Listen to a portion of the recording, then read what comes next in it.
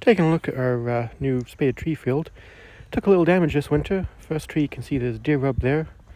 Going further back here, there's a bit of rabbit damage on the lower branches, we think. I think it's rabbits anyway. You can see it's more so the lower branches than the upper branches. The upper branches look not too bad, but lower branches definitely more affected. It's a lot worse down this south side than the north end of the field. For whatever reason, I guess they're just a little more active down here.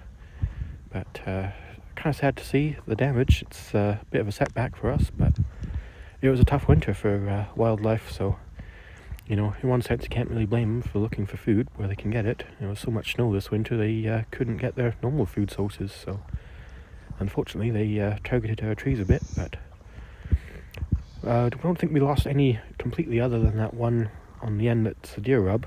I mean, it's not even a complete loss. It's the rub's a few inches up from the ground, so it'll regrow from near the bottom there, but you know, it sets it back several years. The rest of the big trees here, though, they look like they'll just be set back a little bit on the lower branches.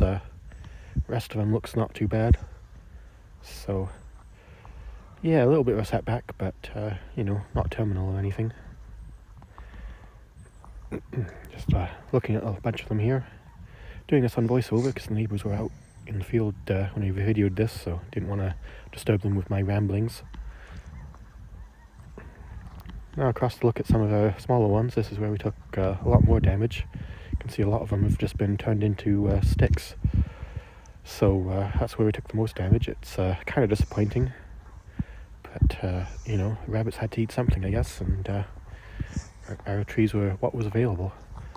But, yeah, you can see a lot of them were hit. But going to the north end there, they were not as bad. But going to the south end here was where they were really hit.